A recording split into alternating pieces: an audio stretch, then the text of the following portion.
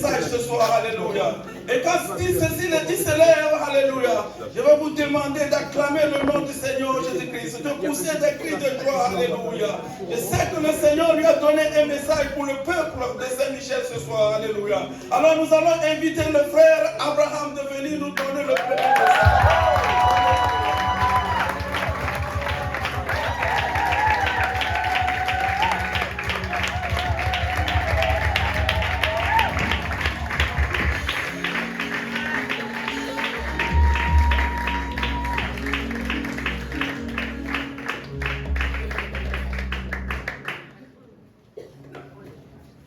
Gloire à Dieu tout le monde. Gloire à Dieu tout le monde. Bonjour, juste me présenter, je m'appelle Abraham. Juste me clarifier quelque chose. Il y en a qui croient que j'habite à Sherbrooke. Oui, j'habite à Sherbrooke en tant qu'étudiant, mais j'ai la famille à Montréal en guillemets. Donc je fais pas la route de Sherbrooke à chaque jour, ok? Juste mon vous assurer. Donc je voulais commencer par remercier quelques familles. Premièrement la famille Kaozi, la famille Kamgang, famille Louis Richard, famille Estambac, famille Lutembo, famille Tchoume et la famille Gilles Péniel. Je voulais dire, je sais qu'il manque beaucoup de gens ici, mais je m'excuse, j'ai pas beaucoup de temps, donc je peux pas dire tout le monde. Et je voulais juste vous dire merci beaucoup, vous m'avez grandement aidé avec ma marche avec l'Éternel. Et ensuite, nous allons commencer par ouvrir nos Bibles à Matthieu chapitre 2, verset 9. Dans Matthieu chapitre 2, verset 9, ça dit « Après avoir entendu le roi, ils partirent. Et voici l'étoile qu'ils avaient vue en Orient marcher devant eux, jusqu'à ce que, étant arrivés au-dessus du lieu où était le petit enfant, elle s'arrêta. Quand ils aperçurent l'étoile, ils furent saisis d'une très grande joie. » Alléluia. Nous allons juste commencer à prier. Merci Seigneur Jésus pour cette grâce d'être ici. Seigneur Jésus, c'est seulement par ta grâce que nous sommes ici. Bénis chaque personne qui s'est déplacée, qui ont fait des sacrifices pour être ici, Seigneur Jésus. Que tu puisses nous permettre de comprendre ta parole et l'utiliser continuellement chaque jour. Que tout le monde dise au nom de Jésus. Au nom de Jésus. Donc, j'aurais commencé un peu avec un petit témoignage. Et bref, un petit résumé en fait. Et en gros, quand j'étais au primaire ou au secondaire, j'étais très souvent dans le top, dans les termes académiques, tu vois. J'étais quelqu'un de très compétitif. Et ça, c'est jusqu'à ce que j'arrive au cégep. Quand je suis arrivé au cégep, oh my goodness. Je suis arrivé au cégep, à mon premier cours de badminton, on m'a mis contre une personne là, qui me battait constamment. À chaque cours, on me battait. Et j'étais quelqu'un de compétitif, donc je rentrais dans le verbal. Je me suis dit, peut-être ça va marcher. Mais non, ça ne marchait pas. Cette personne continuait à rester calme. Cette personne ne faisait que sourire. Je suis genre, what? Et là, cette même personne-là, elle excellait dans ses cours. Cette personne-là était très calme dans des situations différentes. Elle réagissait bizarrement. Et ça m'étonnait. Et j'ai voulu savoir c'est qui cette personne-là. C'était Jonathan Kaozi. Je ne sais pas s'il est là, mais en tout cas. Et il y avait quelque chose que Jonathan avait que je ne comprenais pas. Je n'arrivais pas à identifier. Et j'avais quelque chose dans mon cœur qu'à chaque fois que je le voyais, ça me disait seulement, tu dois te rapprocher de cette personne. À chaque jour je marchais, je le voyais, tu dois te rapprocher de cette personne. Je ne savais pas pourquoi, mais il fallait que je me rapproche de cette personne. Et après quelques temps, il m'a mentionné qu'il était chrétien. Et après encore un bout de temps, de nulle part, j'ai juste écrit, envoie-moi ton adresse de ton église, je veux venir. Et je vais mettre une pause dans mon témoignage. On va aller à Matthieu chapitre 5, verset 14. Ça dit, vous êtes la lumière du monde. Une ville située sur une montagne ne peut être cachée, et on n'allume pas une lampe pour la mettre sur le boisseau, mais on la met sur le chandelier, et elle éclaire tous ceux qui sont dans la maison. Amen. Que votre lumière luise ainsi devant les hommes, afin qu'ils voient vos bonnes œuvres et qu'ils glorifient votre Père qui est dans le ciel. Dis à ton prochain, je suis une lumière. Je suis une lumière. Alléluia. Là maintenant, on va faire une expérience rapidement. Et juste vous avertir, on va fermer les lumières. Assurez-vous de garder vos enfants dans vos bras pour pas qu'ils courent dans le noir. Et frère Richard, vous pouvez déjà fermer la lumière.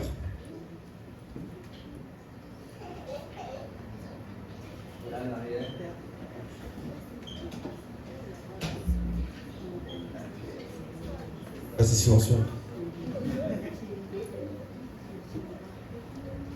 Je sais pas si vous remarquez. Vous regardez la lumière, non? Je sais pas si tu fous là. Et lorsque j'ai cette lumière dans les mains, j'arrive à voir où que je vais. J'arrive à marcher où que je vois dans le noir. Juste dans la noirceur, mais j'arrive à voir quand même. Alléluia. Et là maintenant, il y a plusieurs personnes dans la salle qui ne voient même pas nécessairement, même s'il y a un peu de lumière, ils n'arrivent pas à voir nécessairement où ils sont. Mais lorsque j'arrive à côté de mon frère ici, cette personne-là me regarde. Il me regarde et je l'éclaircis comme ça. Maintenant, ma lumière brille sur lui. Alléluia. Mais lorsque je m'en vais de lui, il ne voit plus. Lorsque je m'en vais de lui, il ne voit plus rien.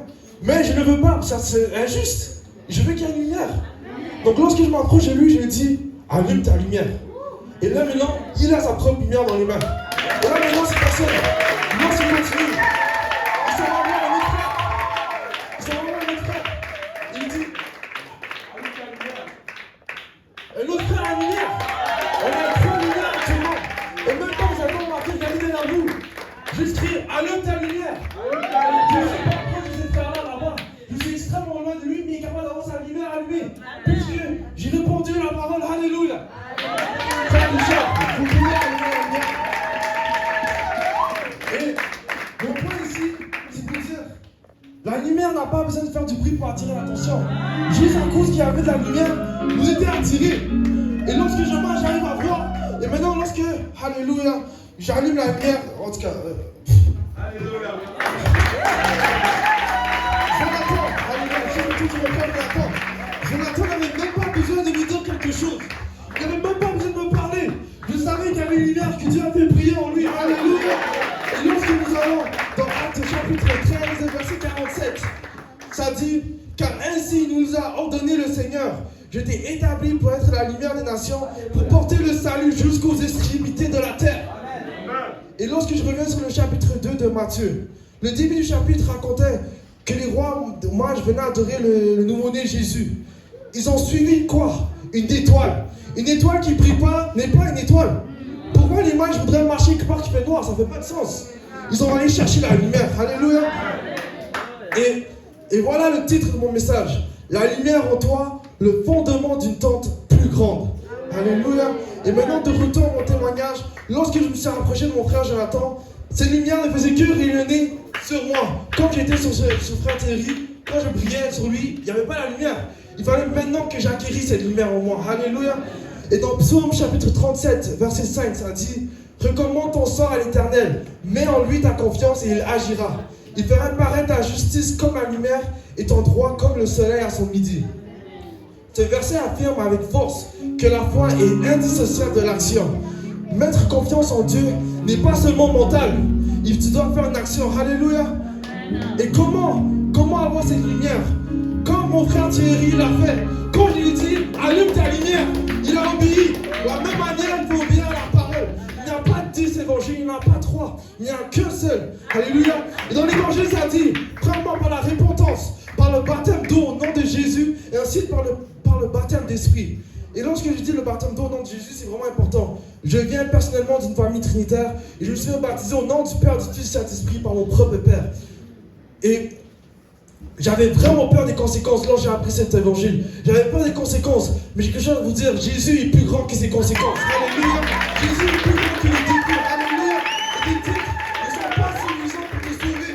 Et maintenant, lorsque tu as fait ça, lorsque tu as acquis cette lumière, pour continuer à la garder, pour continuer à l'éclairer, il faut que tu continues à te sanctifier, tu continues à méditer la parole, prier, jeûner, et ensuite en priant, prier dans ta tente, et attirer les âmes de ta famille, tes amis, tes cousins, tes parents, et aussi Dieu va agir, alléluia, et tu continues à marcher avec assurance, car il est sur le trône.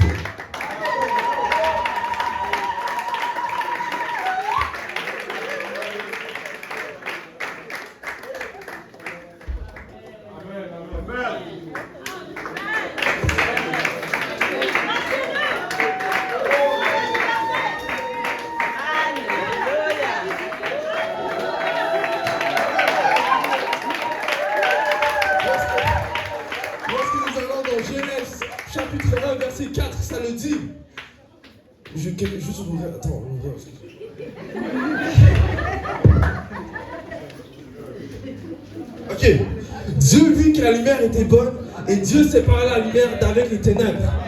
Il y a une séparation avec les ténèbres et la lumière. Tu ne peux pas avoir les deux en même temps. Il n'y a qu'un seul. Alléluia.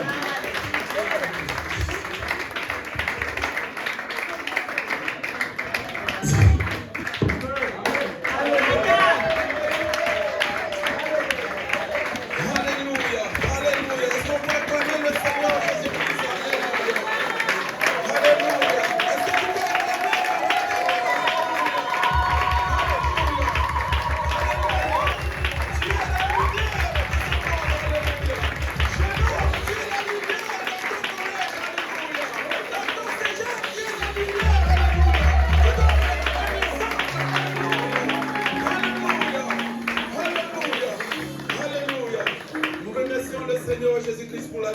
frère Abraham. Alléluia.